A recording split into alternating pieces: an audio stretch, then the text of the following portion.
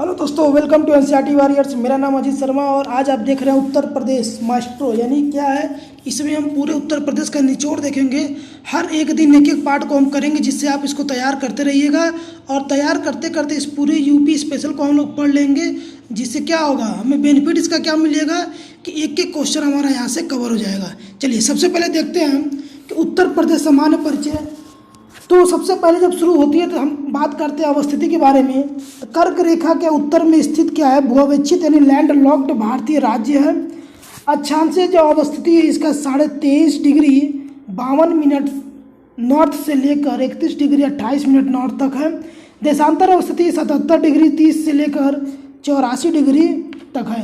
कई बार ऐसे क्वेश्चन आ जाते हैं। क्षेत्रफल अगर देखा जाए तो यहाँ पर 249.28 स्क्वायर किलोमीटर आप देख सकते हैं। भारत का जो भौगोलिक क्षेत्रफल का लगभग कितना है, 7.33% है उत्तर प्रदेश। क्षेत्रफल की दृष्टि से भारत में चौथा स्थान है भारत का, उत्तर प्रदेश का चौथा स्थान है क्षेत्रफल की दृष्टि से। और क्षेत्रफल की दृष्टि से भारत का भी क्या है, चौथा बड़ा राज्य भी क्या है, उत्तर प्रदेश है। तो ये चीज़ें आपको क्लियर हो गई हैं। जो इंपॉर्टेंट है ज़्यादातर उसी को हम लोग करेंगे, सभी चीज़ों को नहीं करेंगे। जो इंपॉर्टेंट है, जो परीक्षा में आते हैं हम। चलिए अब नामकरण की बात कर ले हम। उत्तर पश्चिम प्रांत 1834 में इसे उत्तर पश्चिम प्रांत बोलते थे। फिर उत्तर पश्चिम प्रांत एवं अवध बोला गया 1877 में इसको। 1902 में इसका नाम हो गया आगरा या अवध का संयुक्त प्रांत। 1937 में इसे संयुक्त प्रांत नाम से जानते थे। और 24 जनवरी 1950 से इसका नाम क्या हो गया, उत्तर प्रदेश हो गया, जो आज भी ये लागू है। यानी उत्तर प्रदेश जो नाम पड़ा है, कब पड़ा है, 24 जनवरी 1950 से। गठन और पुनर्गठन की अगर बात कर ले यहाँ पे, तो देखिए 24 जनवरी 1950 को उत्तर प्रदेश नाम से राज्य का गठन हो गया कि एक राज्य होगा, इसका नाम क्या होगा, उत्तर प्रदेश होगा। और 1 नवंबर 1956 से उत्तर प्रदेश का पुनर्गठन हुआ और 9 नवंबर 2000 में 13 जिलों को अलग कर उत्तराखंड का गठन किया गया। तो यानी यहाँ से एक क्वेश्चन और क्लियर हो गया कि उत्तराखंड का गठन कब कहाँ किया गया, तो 9 नवंबर 2000 में उत्तराखंड का गठन किया गया। अब देखिए, अब इसमें आते हैं, इसके प्रतीक के बारे में देख लेते हैं। प्रतीक भी बहुत इंपॉर्टेंट होते हैं। उत्तर प्रदेश दिवस कब मनाया जाता है, 24 जनवरी को। बहुत बार एक क्वेश्चन आया हुआ क्वेश्चन है कि उत्तर प्रदेश दिवस कब मनाया जाता है, 24 जनवरी को। राजकीय पक्षी हमारा क्या है, अशोक। वृक्ष जो है वो अशोक है। राष्ट्रीय पुष्प जो है हमारा पलाश है। पशु जो है बारहसिंगा है। राष्ट्रीय पक्षी जो है वो सारस है, जिसे कौंच बोलते हैं। और राजकीय हमारा जो चिन्ह है वो एक वृत्त में 2 मछली, एक तीर धनुष। 1938 में इस चीज़ को स्वीकृति मिला था। आप देखे होंगे इसमें प्रथम जो राजकीय भाषा थी हमारी हिंदी थी, द्वितीय राजकीय भाषा में हमारी क्या है, उर्दू है। अगर हम बात करें इसके कुछ प्रशासनिक के बारे में, तो आप देख सकते हैं कि यहाँ पर संभाग कितना, 18 संभाग है। नगर निगम क्षेत्र कितना है, 17 है। तहसील 35 है। जनपद जो है 75 है। 75 जनपदों वाला जिला है ये क्वेश्चन बहुत बड़ा है। कितने जनपद है, तो 75 जनपद है। ठीक है। ग्राम पंचायत लगभग 59,000 ग्राम पंचायत है और 826 ब्लॉक है। 826 ब्लॉकों की संख्या कितनी है, 826 है।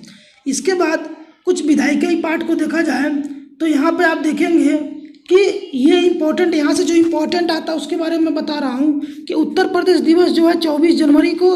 राज्यपाल जो कौन है, आनंदीबेन पटेल है। राज्यपाल कौन है, आनंदीबेन पटेल है। मुख्यमंत्री कौन है, योगी आदित्यनाथ। योगी आदित्यनाथ जो गोरखपुर से बिलोंग करते हैं। राज्य विधानमंडल अध्यक्ष को सदात्मक है। विधानसभा के बारे में थोड़ा परिचय देख लीजिए। यहाँ पे जो संसदीय कार्य मंत्री हैं सुरेश कुमार खन्ना है। अध्यक्ष, विधानसभा अध्यक्ष को लेकर क्वेश्चन आता है तो सतीश महाना जी क्या है, यहाँ के विधानसभा अध्यक्ष हैं। नेता विरोधी दल कौन है, यहाँ पे अखिलेश यादव है।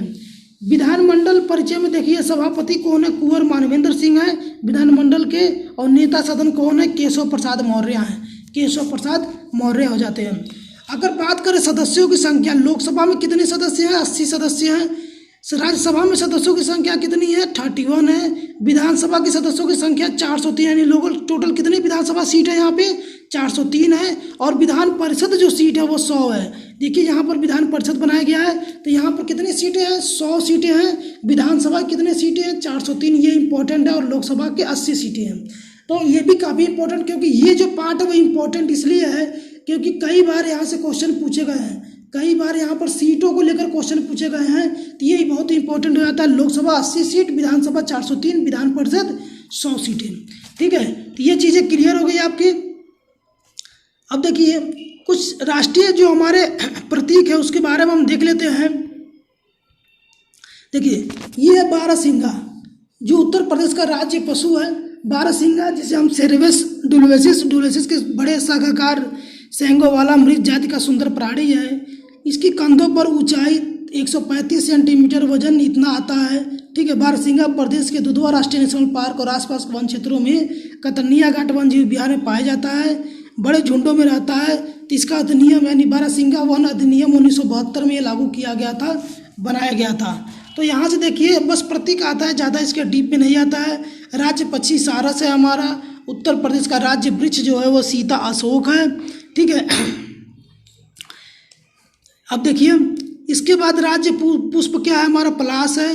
अब आ जाते हैं थोड़ा मैप में। उत्तर प्रदेश गंगा नदियों को रेखा चित्र में देखिए, आपको यहाँ दिया हुआ है, पीडीएफ में आपको मिल जाएगा। आप इस चीज़ को अच्छे से क्लियर कर लीजिएगा। देखिए ये क्षेत्र है विद्रोह के क्षेत्र समय में भारत के कौन कौन से पार्ट में, यानी यूपी के कौन कौन से पार्ट में कहाँ कहाँ से क्या क्या चीज़ें थी। देखिए ये फैजाबाद वाला क्षेत्र है। एक चीज़ इसमें ध्यान दे दीजिए, यूपी की जब 1857 का विद्रोह चल रहा था उस समय फैजाबाद से मौलवी अब्दुल्ला ने यहाँ विद्रोह का नेतृत्व किया था। ऐसे यहाँ पर लखनऊ से जो बेगम हजरत महल, ये बहुत बार क्वेश्चन इनका पूछा जाता है कि लखनऊ से नेतृत्व कौन किया था 1857 का विद्रोह का, तो बेगम हजरत महल। ऐसे ही थोड़ा सा और नीचे आ जाते हैं तो यहाँ पर कानपुर आ जाता है। तो कानपुर में कौन किया था, नाना साहब किए थे, तात्या तोपे के विद्रोह नेतृत्व किया था। इलाहाबाद में लियाकत अली द्वारा किया गया था, इलाहाबाद में लियाकत अली।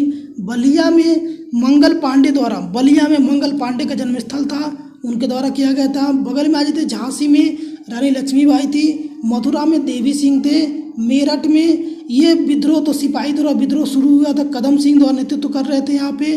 बरेली में खान बहादुर खान का नेतृत्व चल रहा था। तो इस तरह से आप देख सकते हैं कि कई बार यहाँ से एक क्वेश्चन आते ही आते हैं। इसलिए आते हैं क्योंकि 1857 का विद्रोह काफ़ी इंपॉर्टेंट था। उस समय देश को लग गया था कि देश अब आज़ादी प्राप्त कर लेगा, लेकिन कुछ कारणों की वजह से देश वहाँ पर भी वो विफल हो गए। लेकिन लोगों ने अपना नेतृत्व बहुत अच्छे से किया, इसलिए इनको याद रखना बहुत जरूरी है उस समय कौन कौन नेतृत्व कर रहा था। चलिए अब आगे हम आते हैं, कुछ ऐतिहासिक स्थल हैं एवं व्यक्तित्व हैं ऐतिहासिक, कहाँ कहाँ से कौन कौन जन्म स्थल है, कुछ क्षेत्र है, उसको हम देख लेते हैं। यहाँ पे बहुत अच्छा चीज़ ये दे दिया हुआ है। चलिए सबसे पहले हम बात करते हैं वाराणसी में। ठीक है, वाराणसी की अगर हम बात करते हैं तो यहाँ पर जो कबीर हैं, पंडित रविशंकर हैं, रानी लक्ष्मीबाई हैं, रैदास हैं, गिरजा देवी हैं, जो ठुमरी गायिका हैं का जन्मस्थल। ये सब जन्मस्थल किस कहाँ पे हुआ है, कबीर जी का, रविशंकर का, रानी लक्ष्मीबाई, रैदास, गिरिजा देवी, सबका यहाँ जन्मस्थल वाराणसी है। थोड़ा सा ऊपर हम आते हैं सीतापुर, तो टोडरमल, ठीक है, इनका जन्मस्थल है। टोडरमल आपको जानते ही होंगे, इतिहास में आप पढ़ेंगे। ऐसे ही कासगंज आमिर में खुसरो का जन्मस्थल माना जाता है। ऐसे ही बदायूं में निजामुद्दीन औलिया का जन्मस्थान है, बदायूं। बुलंदशहर में जियाउद्दीन बरनी रहता था। ठीक है, आगरा में सलीम चिश्ती, अबुल फजल और फैजी, आगरा में ये लोग रहते थे। ऐसे जालौन की बात करते हैं, बीरबल का जन्मस्थली था। और ऐसे महोबा में आला उदल थे। बांदा में शेरशाह की मृत्यु हुई थी, ये जगह फेमस है इसीलिए। ऐसे चित्रकूट में तुलसीदास का जन्म हुआ था। ठीक है, और अगर हम प्रयागराज की बात करें तो रामानंद, मदन मोहन मालवीय, जवाहरलाल नेहरू, इंदिरा गांधी, मेजर ध्यानचंद, विश्वनाथ प्रताप सिंह, ये सबका जन्मस्थल है। चंद्रशेखर आजाद, अल्फ्रेड पार्क यहीं पाया जाता है जहाँ पे इनका शहीद स्थल भी है। तो ये कुछ स्थल हैं जो काफ़ी इंपॉर्टेंट है, जहाँ बड़े बड़े व्यक्तित्व यहाँ पर रहे थे, इसके लिए ये फेमस है यहाँ पे। अब हम आ जाते हैं खनिज संसाधन, कहाँ कहाँ पे किस किस तरह का खनिज संसाधन है, तो ये भी इम्पोर्टेंट है, इसको भी देख लीजिए। देखिए सबसे पहले अगर हम बात करें वाराणसी का, तो वाराणसी में मैग्नेटाइट और बैक्साइट की मात्रा ज़्यादा है, यहाँ पे इसका उत्पादन मिलता है ज़्यादा से ज़्यादा। ऐसे मिर्ज़ापुर में देखा जाए तो सैंडस्टोन, हीरा, संगमरमर, चूना पत्थर को लेकर बहुत ज़्यादा फेमस है। ठीक है, फायर क्ले, चूना पत्थर, संगमरमर, हीरा, सैंडस्टोन, ये सब सारी चीज़ें कहाँ मिलती है, ये मिर्ज़ापुर में मिलती है। सोनभद्र की अगर बात करते हैं तो कोयला, संगमरमर, चूना पत्थर, लेकिन सोनभद्र में सोना, डोलमाइट, ये सब सारी चीज़ मिलती हैं। बांदा की अगर बात करें तो हीरा हो गया, बॉक्साइट हो गया, मैग्नेसाइट हो गया, सब सारी चीज़ें बांदा में मिलती हैं। ऐसे ही ललितपुर की बात करें तो तांबा, बॉक्साइट, सोना, प्लेटिनम, यूरेनियम, ये सब मिलते हैं। झांसी की बात करें तो फेल्सवार, जिप्सम, ग्रेनाइट, ये सब मिलते हैं। और आगे हमीरपुर की बात करें तो यहाँ पर भी जिप्सम के मिलता है। तो जिप्सम देखिए कहाँ पे, हमीरपुर में भी है, झांसी में भी है। ठीक है, जिप्सम हमीरपुर में भी है, झांसी में भी है। आगे समझ में। अब यहाँ पे देखिए सेलखड़ी जो पत्थर है वह झांसी में है, सेलखड़ी जो पत्थर है वह झांसी में है। अगर यूरेनियम की बात करता है तो यूरेनियम की अगर बात करता है तो वह आप देख सकते हैं ललितपुर में, यूरेनियम ललितपुर में है। ठीक है, हीरा की बात करता है तो हीरा जो है बांदा में है। ठीक है, हीरा जो है बांदा में है, मिर्ज़ापुर में है, हीरा बांदा में, मिर्ज़ापुर में। संगमरमर की बात करता है तो ये भी सोनभद्र में, मिर्ज़ापुर में है। तो ये, और प्रयागराज में कांच बालू मिलता है, प्रयागराज में कांच बालू मिलता है, प्रयागराज में कांच बालू। तो ये कुछ चीज़ें हैं जो काफ़ी उत्तर प्रदेश को इम्पोर्टेंट बनाती है, सब चीज़ें हैं। अब देखिए आगे हम लोग चलते हैं। अब देखिए इसको तो छोड़ दीजिए, अब आ जाते हैं मेट्रो परिवहन की व्यवस्था। लखनऊ मेट्रो में, लखनऊ में है, गोरखपुर में है, वाराणसी में मेट्रो लाइट ट्रांजिट परियोजना चल रहा है, वाराणसी में बनारस रेल इंजन कारखाना है।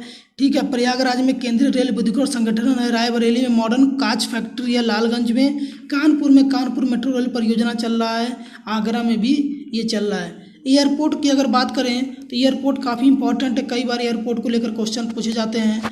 लखनऊ में कौन सा एयरपोर्ट है? चौधरी चरण सिंह इंटरनेशनल एयरपोर्ट जो अमौसी में है। ठीक है, और यहीं पर बक्सी का तालाब एयरफोर्स स्टेशन भी है। अयोध्या में महाराजा मर्यादा पुरुषोत्तम श्री राम एयरपोर्ट है जो अभी बन रहा है। कुशीनगर में कुशीनगर इंटरनेशनल एयरपोर्ट है। गोरखपुर में एयरफोर्स स्टेशन और महायोगी गोरखनाथ एयरपोर्ट है। ठीक है, वाराणसी में लाल बहादुर शास्त्री यानी बाबतपुर में एयरपोर्ट है, ये लाल बहादुर शास्त्री नाम से।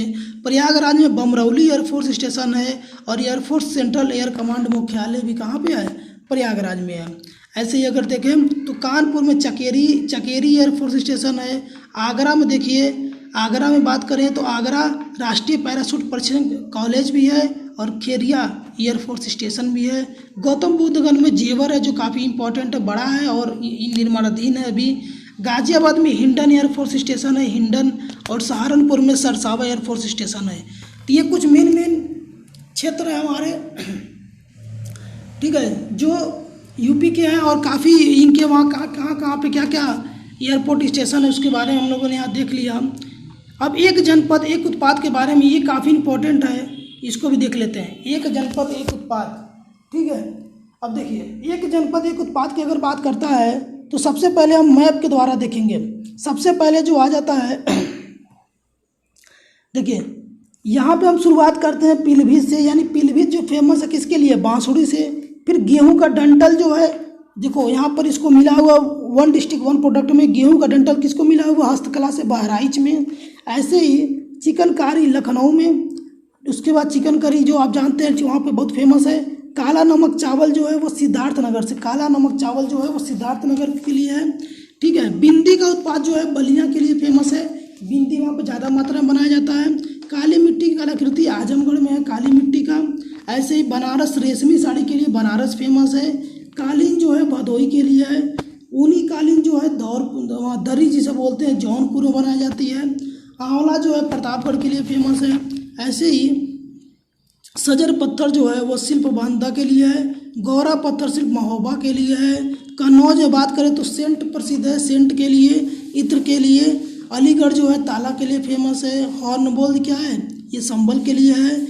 जो खेल का सामान के लिए मेरठ फेमस है। तो यहाँ से भी कई बार 1-2 नंबर क्वेश्चन आ ही जाते हैं कि कौन सा क्षेत्र किस चीज़ के लिए फेमस है। तो देखिए बहुत शॉर्टकट में ये सब सारी चीज़ें मैंने बता दी है आपको। इस चीज़ों को आप अच्छे से करिए, इसको तैयार करिए, और एक एक क्वेश्चन जो है वो कहीं से बाहर नहीं जाने वाला है, क्योंकि हम लोग इसके साथ साथ प्रैक्टिस भी करते रहेंगे। क्वेश्चन आपको मिलते रहेंगे जहाँ से सारी चीज़ें आपको क्लियर हो जाएंगी, ठीक है। अब देखिए कुछ ऊर्जा की बात हम कर लें तो कहाँ कहाँ पे कौन कौन सी ऊर्जा की बात हो रही है। सबसे पहले अगर हम बात करें बुलंदशहर में, तो बुलंदशहर में कौन सा है? नरौरा। ये कई बार पूछा गया, नरौरा परमाणु संयंत्र कहाँ पे है? तो ये बुलंदशहर में है।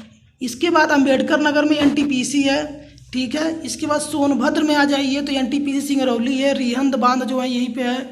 ओबरा, अनपरा, ये सब सारे थर्मल पावर जो स्टेशन है वह सोनभद्र में ही है, तो ये भी काफ़ी इंपॉर्टेंट है। रायबरेली में क्या है? एनटीपीसी ऊंचा हार है। इसके बाद देखिए झांसी, झांसी में क्या है? पारीछा थर्मल पावर स्टेशन है झांसी में। तो पारीछा ये भी कई बार पूछा गया है, पारीछा को लेकर कहाँ पे है ये, तो झांसी में है। औरैया में है, दीवापुर गैस आधारित है। अलीगढ़ में Harduaganj Barmal power centre thermal power centre है। गौतम बुद्ध नगर में दादरी एनटीपीसी दादरी यानी गैस और कोयला दोनों के लिए गौतम बुद्ध नगर में फेमस है। तो इस तरह से ये भी काफ़ी इंपॉर्टेंट हमारे पार्ट थे जो मैप के द्वारा हम लोगों ने समझ लिया। इसी चीज़ को आपको बस ध्यान देना है और एग्जाम में सारे क्वेश्चन क्या हो जाएंगे, सही हो जाएंगे। इस बार वीडियो फतेह करना है, इसलिए हर एक चीज़ के बारे में बहुत अच्छे से हम लोग इसको देखेंगे। इसके बाद हमारा पार्ट आ जाता है सीटीएम पार्क योजनाएं कहाँ कहाँ पे है। सबसे पहले हम बात करें हरदोई का, तो यहाँ पे साइंस पार्क है सैंडीला नाम से। उसके बाद लखनऊ की बात करते हैं, क्षेत्रीय साइंस सिटी है और बायोटेक्नोलॉजी पार्क कहाँ पे हमारा, लखनऊ में है। इसके बाद बात करते हैं सरस्वती हाईटेक सिटी प्रयागराज में बनाया गया है। इसके लेदर जो फैक्ट टेक्नोलॉजी पार्क है वो भी क्या है, उन्नाव में है, बंतरा में। ट्रांस सिटी जो है, ट्रांस गंगा सिटी जो है उन्नाव में बनाया गया है। ऐसे ही साइबर सिटी किस नाम का, और टेक्सटाइल एवं हौजरी पार्क कानपुर है। टेक्सटाइल एवं हौजरी पार्क और साइबर सिटी ये क्या है, कानपुर है। प्लास्टिक सिटी औरैया को बोलते हैं, औरैया को।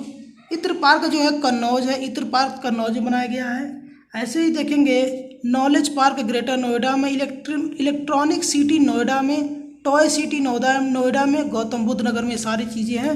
तो गौतम बुद्ध नगर में हम देख लेंगे जो नोएडा वाला क्षेत्र है वो नॉलेज पार्क, इलेक्ट्रॉनिक सिटी और टॉय सिटी। ऐसे ही गाजियाबाद में आप देखेंगे ट्रोनिका सिटी यानी ट्रांस दिल्ली सिग्नेचर सिटी भी यहाँ पर है। और आगरा में क्या है, लेदर है। आगरा लेदर के लिए फेमस है। एक बार और इस चीज़ को देख लेते हैं, आगरा लेदर पार्क के लिए फेमस है। हरदोई साइंस पार्क है। लखनऊ में क्षेत्रीय साइंस सिटी है, बायोटेक्नोलॉजी पार्क है। प्रयागराज में सरस्वती हाईटेक सिटी है। लेदर टेक्नोलॉजी कहाँ पे, बंतरा यानी उन्नाव में है। साइबर सिटी कानपुर में है। प्लास्टिक सिटी औरैया को बोलते हैं। इत्र पार्क जो है कन्नौज के लिए है। गौतम बुद्ध नगर में knowledge park, electronic park, tie city ये सब है। ट्रोनिका सिटी जिसे बोलते हैं हम गाजियाबाद में है। तो ये चीज़ें भी क्लियर हो गई हैं। यहाँ से भी आपको पता, अगर आप एग्जाम दे रहे हो तो आपको पता होगा कि यहाँ से भी क्वेश्चन लगातार बनते हैं। तो ये काफ़ी इम्पोर्टेंट है। लगभग हम लोगों ने मैप के द्वारा बहुत सारी चीज़ें यहाँ पे कवर कर ली। उद्योग हो गया, अब लगातार हम सारी चीज़ें मैप के द्वारा ही कवर कराएंगे अभी तो फ़िलहाल, ठीक है। अभी देखिए, अभी इसमें से और हम देख लेते हैं और क्या क्या चीज़ें हम मिल जाती हैं। तो अब इसके बाद हम देखेंगे उद्योग के बारे में। तो देखिए, अगर हम उद्योग की बात करें, ठीक, तो उद्योग की अगर बात करें तो उद्योग में देखिए सबसे पहले बरेली में क्या, इफ्को का यंत्र है यानी आंवला वाले क्षेत्र में। ऐसे ही आ जाइए आप थोड़ा सा यहाँ पे संभल में आ जाइए, तो यहाँ पर यारा फर्टिलाइजर लिमिटेड है बबराला में। गोंडा में इंडियन टेलीफोन इंडस्ट्री जो मनकापुर में जो बनाया गया है, ठीक है, गोंडा में। इसके बाद गाजीपुर में अफीम कारखाना है। गाजीपुर में क्या है, अफीम कारखाना है। बनारस में बाजार डीजल लोकोमोटिव मड़ुआ डीम बनाया गया है। सोनभद्र में हिंडाल्को है, ठीक है, एल्युमिनियम रेणुकूट के लिए। प्रयागराज में इंडियन टेलीफोन इंडस्ट्री है और फुल इफ्को भी है। प्रयागराज में टेलीफोन इंडस्ट्री और इफ्को भी है। ऐसे ही अमेठी में इंडोरामा फर्टिलाइजर्स लिमिटेड भी है। कानपुर में कृत्रिम अंग निर्माण क्या है, लिमिटेड, यहाँ पे कहाँ बनाया गया है, कानपुर में। मथुरा में इंडियन ऑयल रिफाइनरी है, मथुरा में। बुलंदशहर नरौरा वाला फेमस है, ठीक है, बुलंदशहर। गाजियाबाद कृत्रिम रबड़ कारखाना कहाँ पे है, गाजियाबाद में है। तो ये इम्पॉर्टेंट है कि उद्योग को लेकर, ठीक है। अब इसके बाद हम देखेंगे वन्य जीव अभयारण्य जो काफ़ी ज़्यादा इम्पॉर्टेंट है। वन्य जीव अभयारण्य जो काफ़ी ज़्यादा इम्पॉर्टेंट है, ठीक है, वन्य जीव अभयारण्य देखेंगे जो काफ़ी ज़्यादा इम्पोर्टेंट है। देखिए, सबसे पहले बात करें लखीमपुर खीरी में, तो यहाँ पर क्या किशनगंज वन जीव विहार है। बिहार में बहराइच में देखें तो कतरनिया घाट है। बलरामपुर श्रावस्ती में देखें तो सोहेलवा वन जीव भी है। ऐसे ही महाराजगंज में देखें तो स्वामी बरवा वन जीव है। कछुआ कहाँ पे है, वाराणसी में है। चंद्रप्रभा कहाँ पे है, चंदौली में। चंद्रप्रभा कहाँ पे है, चंदौली में है। मिर्जापुर में देखेंगे कैमूर वन जीव विहार है। रानीपुर कहाँ है, बांदा में। रानीपुर कहाँ है, बांदा है। महावीर स्वामी जो है वो बिहार ललितपुर में है। राज्य का सबसे छोटा वन विहार है। राष्ट्रीय चंबल वन जीव विहार जो है वो आगरा में है, चंबल नदी किनारे राष्ट्रीय चंबल वन जीव विहार। अब देखिए यहाँ पर मुजफ्फरनगर में हस्तिनापुर वन जीव विहार है। मेरठ, हापुड़, ये सब राज्य का सबसे बड़ा वन जीव विहार जो है वो यही है, हस्तिनापुर वन जीव विहार। मेरठ, हापुड़, बिजनौर, अमरोहा, मुजफ्फरपुर, ये सब क्षेत्रों को मिलाकर यहाँ पर यह है। तो काफ़ी इम्पोर्टेंट है। सबसे ज़्यादा इम्पोर्टेंट कौन सा है, जो रानीपुर है जो बांदा में है, ठीक है। इसके बाद चंद्रप्रभा को लेकर कई बार क्वेश्चन आता है, जो चंदौली में है। कछुआ को लेकर आता है, जो वाराणसी में है, ठीक है। कतरनिया घाट को लेकर आता है, जो बिहार बहराइच में है। हस्तिनापुर जो है सबसे बड़ा है, क्षेत्र में है, और चंबल नदी में ये हो गया, ठीक है। और किशनपुर, लखीमपुर खीरी, ये काफ़ी इंपॉर्टेंट है, आप इसको अच्छे से तैयार कर लीजिएगा। इसीलिए मैं सारी चीज़ें दिया ताकि एक जगह आपको सारी चीज़ें मिल जाए और आप कहीं भी आपको भटकना ना पड़े। रामसर आर्द्र भूमि स्थल, देखिए आर्द्र भूमि स्थल जो रामसर साइट कौन कौन से हमारे, आप देख सकते हैं नवाबगंज पश्चिम, उन्नाव, ये सबसे इम्पोर्टेंट है। कई बार समसपुर पश्चिम अभ्यारण्य जो रायबरेली में, इसको भी पूछा गया है। बखीरा में संत कबीर नगर, ऐसे ही पार्वती आर्गा अभ्यारण्य है गोंडा में। सांडी पश्चिम अभ्यारण्य कहाँ पे, हरदोई में। मुजफ्फरनगर में, हैदरपुर में है। समान पश्चिम अभ्यारण्य मैनपुरी में। सूर सरोवर कहाँ पे, आगरा में, ये इंपॉर्टेंट कई बार पूछा गया। सूर सरोवर सरसई नगर इलाहाबाद में, ठीक है, इटावा में। तो आप एक बात एक और देख सकते हैं कि हैदरपुर, आदपुर, मुजफ्फरपुर कहाँ पे है, सांडी अभ्यारण्य हरदोई में है। पार्वती अर्गा यहाँ पे है। बखीरा जो है संत कबीर नगर, बखीरा संत कबीर नगर में है। समसपुर पश्चिम अभ्यारण्य रायबरेली में। नवाबगंज पश्चिम अभ्यारण्य यहाँ पे है सरसई। इस तरह से आप देख सकते हैं कि हमने रामसर साइट भी देख लिया, ठीक है। रामसर साइट क्लियर हो गया पूरा। इसके बाद झीले ताल प्रपात है, इसको आप देखेंगे, आप खुद इसको देखेंगे, समझेंगे। मैं यहाँ पर दे रहा हूँ, ये आपके लिए होमवर्क, आप इसको नोट करेंगे, इसको समझेंगे और पूरे एक एक चीज़ को नोट करेंगे, जिससे कहीं भी कोई प्रॉब्लम आपको ना हो। वीडियो ज़्यादा लंबी ना, इसलिए मैं इसको यहीं तक रोकूंगा ताकि पूरे को अच्छे से समझिए और समझने के बाद इसको कंप्लीट करिए।